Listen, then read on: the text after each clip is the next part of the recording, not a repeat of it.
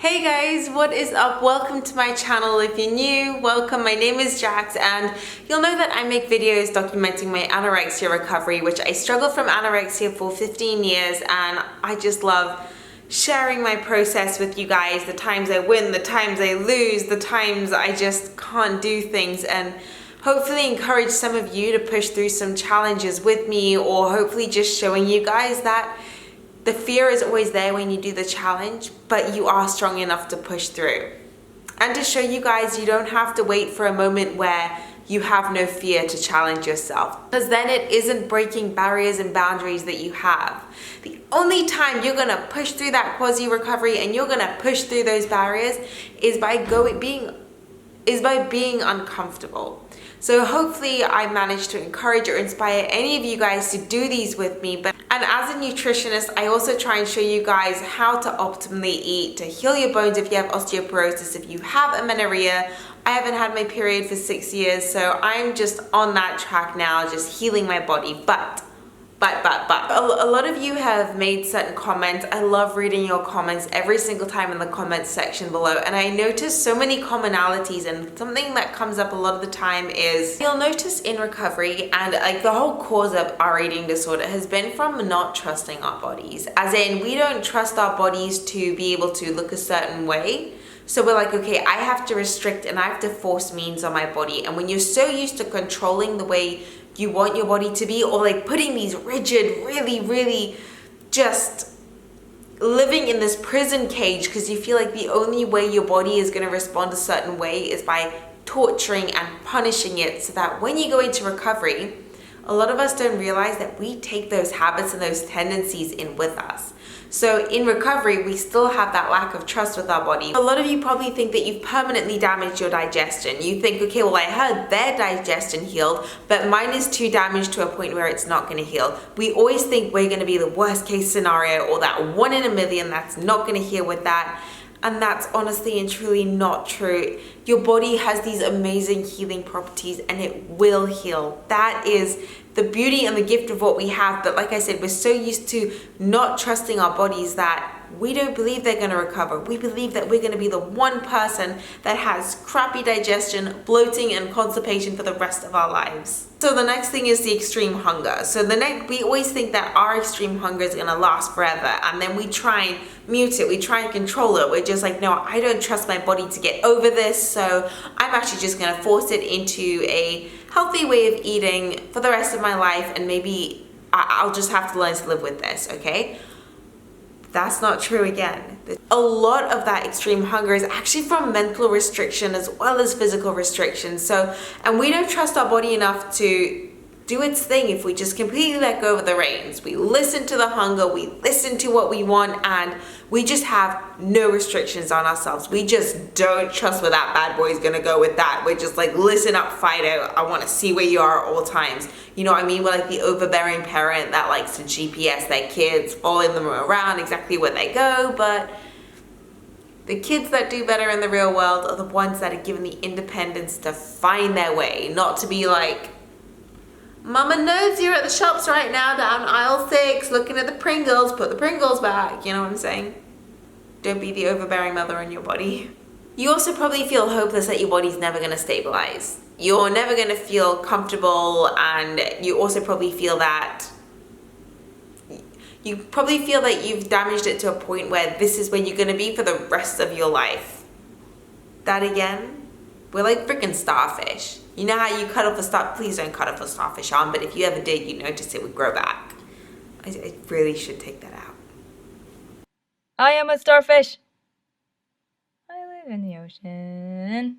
Then we also feel that we're so restricted in our minds that we're never going to be able to live rule free. We're just like, okay, I am stuck in this prison sentence of my mind, torturing myself, living by these rules every single day, having to eat by this specific time every single day, having to count and weigh out my food. I'll never be able to live free enough to just not weigh out my food and eat what I want.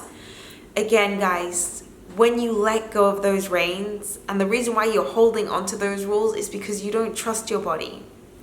But I'm going to tell you something that no one ever does talk about. Everyone will always ask me questions about, we'll say buzzwords. You hear about constipation, bloatedness, dry skin in recovery, hair falling out, extreme hunger, fatigue, depression, anxiety, cold sweat, sore bones, fatigued muscles, sore muscles, crampy muscles. But you'll notice from our ED, we have this tendency to always pick out the negatives and also the isolated fat gain, which is initially around your stomach before it stabilizes. It is normal, and we all know about the worst case scenario. And we're always the first to pick that out to people, to say, I'm extra bloated today, I have extra fat that's just depositing around my stomach, my skin is just dry and flaky, my hair is falling out. But we never ever want to pick up, and I didn't even notice the good things that were happening. I had no idea until I started hearing it at people around me, and I'm starting to work now on changing my mindset, completely restructuring the way my brain thinks. And the more I do it, the more I notice some things that I don't see people talking about, and that is the good things that happen in recovery, the good ways your body is changing. I have more and more people telling me that my skin is glowing. It's because it's not dry and flaky anymore. I didn't even notice that my eczema had gone. I didn't even notice that my dry skin had disappeared by adding all the fats in my diet from the weight gain. Just my body had enough energy now from the calories to actually work on my skin. My body had the extra energy to just give me that glow, when before I felt so dull and I looked lifeless. I looked as lifeless on the outside as I felt on the inside. And then I was still in more of a quasi-recovery, but that was still me thinking that I was in recovery. Your hair grows back thicker. And also you'll notice you become a lot less aggressive and just irritated and aggravated with the people around you. I used to snap at baristas. I used to be short-tempered. I used to argue just for the sake of arguing. If I wanted to pick an argument, I'd go walk into a pharmacy. I knew that the pharmacist would comment on my acne, and then I'd just go all. Okay, flaming dragon. Face. First, take a big step back and literally your own face! Big no nice. But you'll notice that when your blood sugar isn't fluctuating constantly the whole time, you're just happy and you just don't have that short-temperedness. Yeah, you'll still have your days when you're moody and you're irritated. Pro with the bitch fit, you know what I'm saying? But that short-temper, that's just that inner aggression, that anger towards the world and your body, it will go. And you don't even notice that. Other people will notice it around you. Other people start acting friendlier towards you and you're like, oh my God. But it's also because of the energy you're putting out there. My nails are growing for the first time. And I don't have these white spots on my nails. I don't have paper thin nails that kept getting these infections or these funguses, and they would just peel off the top layer like complete paper. And it's something that you never pick up because you're always looking for the critiques and the flaws. But start looking for the amazing ways that your body is changing. Not the ways in which it scares you that it's changing, but the ways in which it excites you that it's changing. And that every time I see a change that scares me, I look for a change that excites me. And it's not easy to do, trust me. I have days where I'm like, Mom, what am I gonna do with my life? I'm a really ugly crier. I'm not the cute rom-com, like one tear down. We'll just say I am more like, even can't no, grade A ugly crier right here in this biscuit. You'll notice you cry more because you're not channeling anxiety through purging, or you're not relieving it through restricting. You're actually having to deal with emotions, which means you actually connect with people and you develop completely different relationships with the people around you, and it's amazing. Drives my family crazy, by the way, my emotionist, because I'm very touchy-feely. Like, I just always want to hug, I'm the cuddler. You know, the person in the group that's always just inappropriately got their hand on someone? That's me. Who knew? And I used to be someone that would never hug anyone. I was just so closed off. Now I'm just like, let us rub our bosoms and exchange energy. Another really big thing is no more yellow eyes. So my eyes always had a yellow tinge, but recently people were commenting saying your eyes are just sparkling, they're shining, they're so white now. And that's also to do with my liver slowly healing. And as that heals, I'm less jaundiced and my eyes are just sparkling. And again, it's things where you start looking like someone that's living and alive again, not someone that's just slowly trapped within your own body. Another thing is because you're less fatigued, you have more energy to be spontaneous.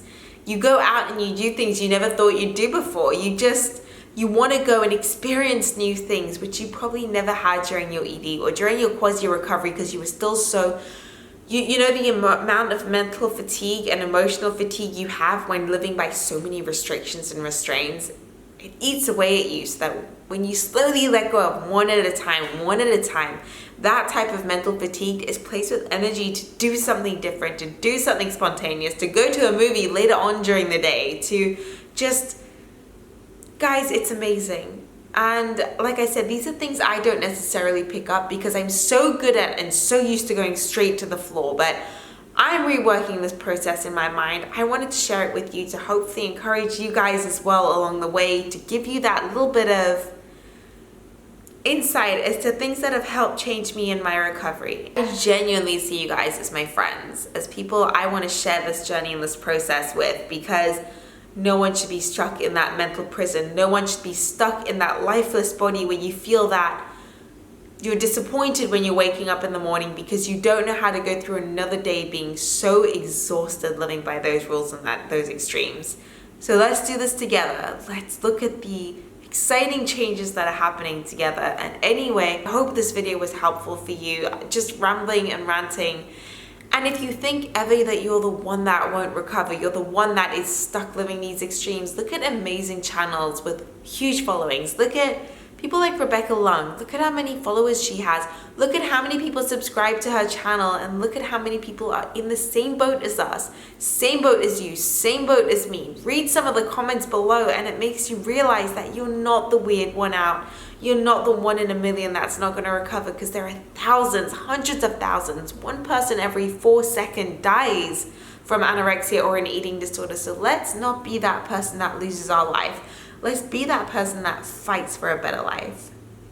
So if this was helpful, give this video a thumbs up, subscribe to my channel, be on my journey with me, let me be there for you, and I'm going to see you in my next video.